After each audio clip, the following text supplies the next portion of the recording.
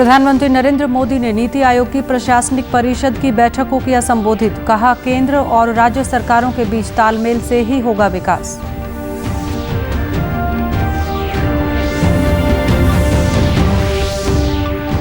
मुख्यमंत्री मनोहर लाल ने नीति आयोग की बैठक में उठाया SYL का मुद्दा। कहा, हरियाणा की पानी की समस्या के लिए हस्तक्षेप करे केंद्र।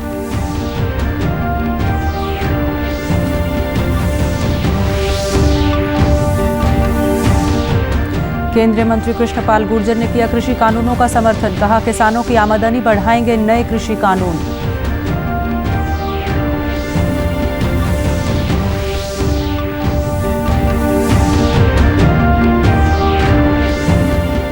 और 23 फरवरी को समाप्त होगा पंचायती राज संस्थाओं का कार्यकाल। प्रशासक की देखरेख में होगा इन संस्थाओं का कामकाज। नमस्कार, मैं मंजू सिंधु और अब समाचार विस्तार से। प्रधानमंत्री नरेंद्र मोदी ने नीति आयोग की प्रशासनिक परिषद की बैठक की वीडियो कॉन्फ्रेंसिंग से अध्यक्षता की। इसमें राज्यों और संघ शासित क्षेत्रों के मुख्यमंत्री, यूटी की विधायिकाएं और उपराज्यपाल शामिल हुए। बैठक में अपने संबोधन में प्रधानमंत्री ने कहा कि कोरोना कालखंड में हमने देखा कि कैसे राज्य और केंद्र सरकार ने मिलकर काम किया और देश सफल भी हुआ। प्रधानमंत्री ने कहा कि प्रतिस्पर्धात्मक सहयोग संघवाद को न सिर्फ राज्यों के बीच बल्कि जिलों तक लेकर जाना है ताकि विकास की स्पर्धा निरंतर चलती रहे और अधिक सार्थक बनाना। और यही नहीं, हमें प्रयत्नपूर्वक कॉम्पिटिटिव कोऑपरेटिव फेडरलिज्म को न सिर्फ राज्यों के बीच डिस्ट्रिक्ट तक ले जाना है ताकि विकास की स्पर्धा निरंतर चलती रहे। विकास ये प्राइम एजेंडा बना रहे। देश को नई ऊंचाई पर ले जाने की स्पर्धा कैसे बढ़े, ये मंथन करने के लिए पहले भी कई बार हमने चर्चा की है। आज भी स्वाभाविक है कि इस समिट में उस पर बल दिया जाएगा। प्रधानमंत्री ने कहा कि इस बार के बजट पर जिस तरह की सकारात्मक प्रतिक्रिया आई है उसने जता दिया है कि देश का मूड क्या है। देश मन बना चुका है, देश तेजी से आगे बढ़ना चाहता है। बजट पर जिस तरह का एक पॉजिटिव रिस्पांस आया है, चारों तरफ से एक नई आशा का वातावरण पैदा हुआ है, उसने जता दिया है कि मूड ऑफ द नेशन क्या है। प्रधानमंत्री नरेंद्र मोदी की अध्यक्षता में आज हुई नीति आयोग की बैठक में मुख्यमंत्री मनोहर लाल ने चंडीगढ़ स्थित कार्यालय से हिस्सा लिया। बैठक के दौरान मुख्यमंत्री ने बताया कि हरियाणा के SYL और हांसी बुटाना लिंक नहर जैसे मामले काफी समय से लंबित हैं।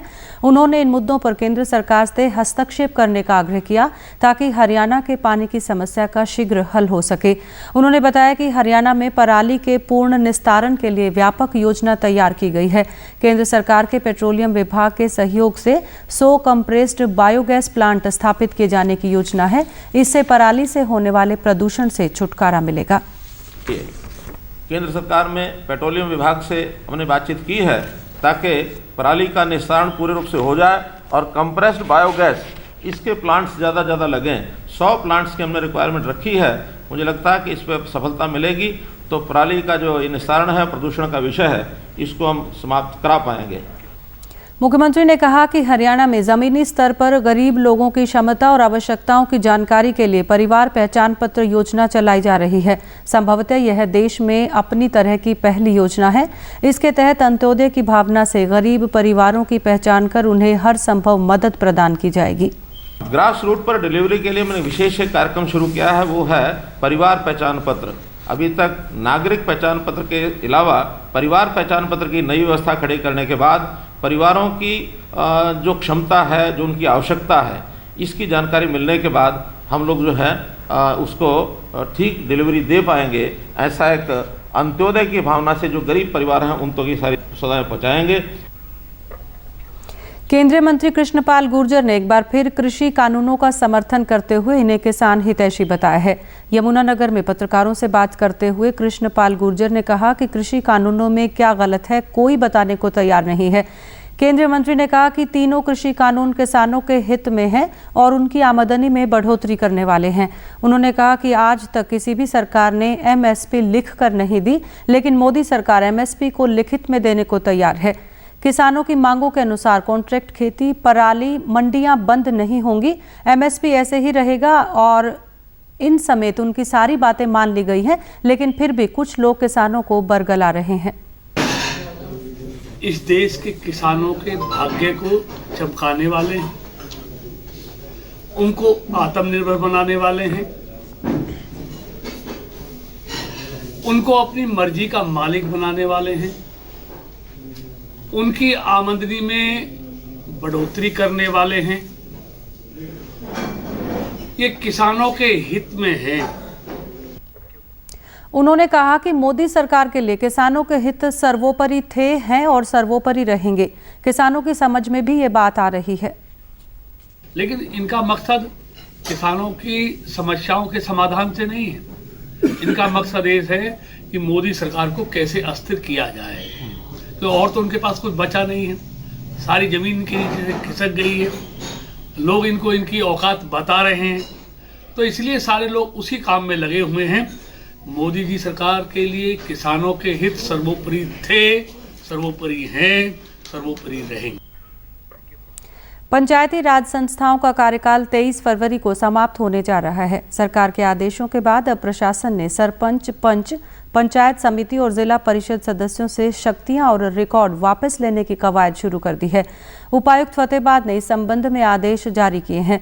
पंचों, सरपंचों, जिला परिषद सदस्यों को पदमुक्त करने के बाद प्रशासक इन संस्थाओं का कामकाज देखेंगे।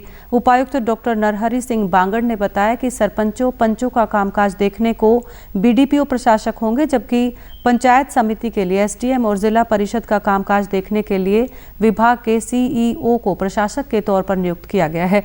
उपायुक्त ने बताया कि इन संस्थाओं के तहत चल रहे विकास कार्यों में कोई रुकावट नहीं आएगी। प्रशासकों की देखरेख में सभी काम होंगे। ये कहा गया कि 23 तारीख से एक हफ्ता पहले से ही ये प्रक्रिया शुरू कर देनी है, ताकि 23 तक 100% वो रिपोर्ट हम उसको अपने हैंडिंग ओवर उसकी जिला प्रशासन के प्रशासकों के पास आ जाए। तो इसके लिए प्रक्रिया शुरू हो गई है और उसमें ये क्लियर कट लिखा हुआ कि ऑन और before A week, on or a week before 23rd, so prior to 23rd उसमें एक शब्द लिखा हुआ है। तो उस लिहाज से प्रक्रिया शुरू कर दी है, क्योंकि उसमें रिकॉर्ड को पूरा करने में 1-2 दिन लग जाते, तो वो प्रक्रिया के तहत ही वो आता है। और इफेक्टिवली मतलब 23 के बाद किसी भी तरह का record in Panchayati Raj institution के पदाधिकारियों के पास नहीं रहेगा। केंद्र सरकार द्वारा आत्मनिर्भर भारत व लोकल फॉर वोकल जैसे अभियानों को बढ़ावा देने के उद्देश्य से 27 फरवरी से 2 मार्च तक ऑनलाइन इंडिया टॉय फेस्टिवल 2021 आयोजित किया जाएगा। इस फेयर में फरीदाबाद से भी कई खिलौना निर्माता कंपनियां हिस्सा लेंगी। करीब 20 देशों में हाथ से निर्मित खिलौने, डॉल्स और शोपीस निर्यात करने वाली कंपनी के सीईओ मनोज अग्रवाल ने बताया कि वो 14 सालों से हैंडीक्राफ्ट्स का निर्यात कर रहे हैं। ये ऑनलाइन मेला सरकार की अच्छी पहल है। इससे भारतीय व्यापारियों को नई मार्केट और नए ग्राहक मिलेंगे। एक्सपोर्ट करते हैं, वर्ल्ड वाइड एक्सपोर्ट करते हैं। सारी कंट्री, 20 से ज़्यादा कंट्री में हमारा माल एक्सपोर्ट होता है। अभी भारत सरकार द्वारा एक टॉयज़ का 27 फरवरी से एक ऑनलाइन फेयर ऑर्गेनाइज किया जा रहा है। ये भारत सरकार की बहुत अच्छी पहल है। इससे हमें नए कस्टमर मिलेंगे, नई मार्केट मिलेगी। लोगों को पता चलेगा कि बाहर के लोगों को देखने पता चलेगा कि भारत में किस तरह के आइटम बनती है, किस तरह के टॉयज़ बनते हैं। और हाँ, और जो सरकार का जो कदम है वोकल फॉर लोकल के लिए, ये बहुत अच्छा सराहनीय कदम है। और सरकार अगर हमें इसके लिए सपोर्ट करती है तो हम अपना और ज़्यादा देशों में अपना सामान बेच पाएंगे और ज़्यादा सामान बेच पाएंगे। शिक्षा और विज्ञान से संबंधित रचनात्मक खिलौनों का निर्माण करने वाली कंपनी के सीईओ संदीप शर्मा ने कहा कि ये खिलौने बच्चों के सर्वांगीण विकास में बहुत सहायक सिद्ध हो रहे हैं। ये online fair vocal for local के लिए सरकार का सराहनीय कदम है और इससे खिलौना व्यापारी देश और विदेश में अपने कारोबार का विस्तार कर पाएंगे। भारत सरकार का एक इनिशिएटिव है इंडियन टॉय फेयर, जो पहली बार इंडिया में ऐसा एक इनिशिएटिव लिया जा रहा है। ग्लोबली हमने काफ़ी टॉय फेयर्स देखे हैं, हम देखते हैं जर्मनी में भी ऐसे होते हैं, चाइना भी ऐसे टॉय फेयर्स करता है, बट इंडिया में इतने बिग स्केल पे पहली बार ऐसा एक टॉय फेयर इनिशिएट किया जा रहा है थ्रू गवर्नमेंट ऑफ इंडिया। हम उसके अंदर हमने रजिस्टर किया है and we are highly excited. इसके थ्रू हम अपने टॉयज़ को ग्लोबली देख सकते हैं पहुंचते हुए। स्वास्थ्य मंत्री अनिल विज ने कहा है कि ग्रामीण क्षेत्रों तक लोगों को उत्कृष्ट स्वास्थ्य सुविधाएं उपलब्ध करवाने के लिए प्रदेश के लगभग 600 स्वास्थ्य केंद्रों को ई उपचार प्रणाली से जोड़ा जाएगा। स्वास्थ्य मंत्री ने विभाग की समीक्षा बैठक में अधिकारियों को निर्देश दिए कि इस प्रणाली से जुड़ने के लिए शीघ्र ही मोबाइल ऐप बनाया जाए, जिससे कोई भी व्यक्ति घर बैठे ही चिकित्सक से मिलने का समय तय कर सके। उन्होंने कहा कि मरीजों की जांच रिपोर्ट को SMS या ऑनलाइन तरीके से भेजना सुनिश्चित करें। स्वास्थ्य मंत्री ने बताया कि वर्तमान में प्रदेश के 56 स्वास्थ्य केंद्रों पर ई उपचार की सुविधा दी जा रही है। कोविड-19 महामारी के खिलाफ देश एकजुट होकर लड़ रहा है। आप भी हमारे साथ सुरक्षा और बचाव के 3 आसान एहतियाती उपायों का संकल्प लें। मास्क हमेशा सही ढंग से पहनें, 2 गज की दूरी बनाए रखें और हाथ बार-बार धोएं। उप मुख्यमंत्री दुष्यंत चौटाला ने प्रदेश में उद्योग, रोजगार एवं आधारभूत ढांचा मजबूत करने की दिशा में कल हरियाणा राज्य औद्योगिक एवं आधारभूत ढांचा विकास निगम के अधिकारियों से पंचग्राम योजना के बारे में मंथन किया। बैठक में योजना का रफ मास्टर प्लान दिखाया गया, जिसमें उप मुख्यमंत्री ने कई सुझाव भी दिए। उप मुख्यमंत्री ने बताया कि योजना के अनुसार इन नए प्रस्तावित शहरों में औद्योगिक, व्यावसायिक, वाणिज्यिक, संस्थागत व आवासीय क्षेत्र में विश्व स्तरीय सुविधाएं होंगी। यहां पर अंतर्राष्ट्रीय स्तर के इन्वेस्टर व कंसल्टेंट आएंगे। उप मुख्यमंत्री ने कहा कि फाइनल मास्टर प्लान तैयार करते समय अधिकारी भविष्य में जनसंख्या वृद्धि एवं उसके लिए पेयजल समेत अन्य मूलभूत आवश्यकताओं का भी ध्यान रखें। प्रदेश से जुड़ी खबरों को विस्तार से जानने के लिए आप हमारे साथ फेसबुक, ट्विटर और यूट्यूब के माध्यम से भी जुड़ सकते हैं। हमसे जुड़ने के लिए आप हमारे सोशल मीडिया हैंडल को फॉलो कर सकते हैं। जींद खंड के मांडोखेड़ी गांव में मेरी बेटी मेरी पहचान मुहिम के तहत लड़कियों को मान सम्मान देने के लिए बेटियों के घर के बाहर उनकी नेम प्लेट लगाई जा रही है। गांव की सरपंच अनीता देवी का कहना है कि सरकार की ये मुहिम भेदभाव की सोच को मिटाने में काफ़ी कारगर साबित हो सकती है। इससे जहां लड़कियों में आत्मविश्वास बढ़ा है, वहीं उन्हें एक नई पहचान भी मिल रही है। गांव की बेटियों ने कहा कि शादी से पहले लड़की को पिता और शादी के बाद पति के नाम से जाना जाता है, लेकिन इस मुहिम से उनकी खुद की पहचान बनी है, जिससे वे गर्व महसूस कर रही हैं। गांव में ये नंबर नाम प्लेट लगाई गई है। आजकल के जो ये दौर चल रहा है, इसमें बेटी किसी से पीछे नहीं रहनी चाहिए, इसलिए नाम प्लेट लगाई गई है घर के आगे। मेरी बेटी मेरी शान की जो ये नेम प्लेट्स लगाई जा रही है ना, हमें बहुत अच्छा लग रहा है, बहुत प्राउड फील हो रहा है हमें, ताकि हमारा भी कोई मतलब कि नाम है, कोई पहचान मिल रही है हमें। क्योंकि एक लड़की होती है ना, जब घर पे होती है तब आपके जो पापा होते हैं उनके नाम से जानी जाती है, शादी के बाद अपने पति के नाम से जानी जाती है, लेकिन हमें भी अब अपना नाम मिल रहा है, अपनी पहचान मिल रहा है, तो हम बहुत ज़्यादा खुश है। आंगनवाड़ी वर्कर ने बताया कि गांव में 115 घरों के बाहर बेटियों की नेम प्लेट लगाने का काम चल रहा है। अभी तक 78 नेम प्लेट लगवाई जा चुकी हैं। जल्द ही बाकी घरों के बाहर भी नेम प्लेट लगा दी जाएंगी। मैंने बहुत अच्छा काम किया। मैं जितने भी बढ़ चढ़ कर मेरी मैडम आती है, मैं उसका साथ देती हूँ। गांव वालों में जितने भी प्रचार हुआ, मेरे को लड़कियों का प्रचार किया। 115 प्लेट नेम थी और 78 प्लेट लग चुकी हैं, बाकी बकाया है, आने लग रही है, नाम लिख के दिया हुआ। बेटी हमारी शान है, बेटियों को हम बेटों से भी कम नहीं मानते। बेटी भी बेटों से अच्छा काम करती है। और में जो लड़कियों की नाम प्लेट का काम किया, ये बहुत अच्छा लगा हमें। लड़कियां हमारी शान है, हम अपनी लड़कियों को लड़कों से ज़्यादा पढ़ाएंगे, वह जितना हो सकेगा लड़की को हम उतना आगे बढ़ाएंगे। अंत में इस बुलेटिन के मुख्य समाचार एक बार फिर। प्रधानमंत्री नरेंद्र मोदी ने नीति आयोग की प्रशासनिक परिषद की बैठक को किया संबोधित। कहा, केंद्र और राज्य सरकारों के बीच तालमेल से ही होगा विकास।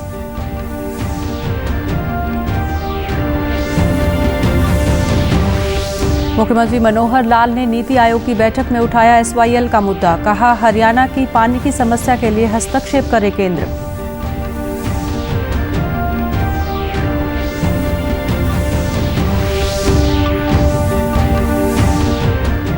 केंद्रीय मंत्री कृष्णपाल गुर्जर ने किया कृषि कानूनों का समर्थन। कहा, किसानों की आमदनी बढ़ाएंगे नए कृषि कानून।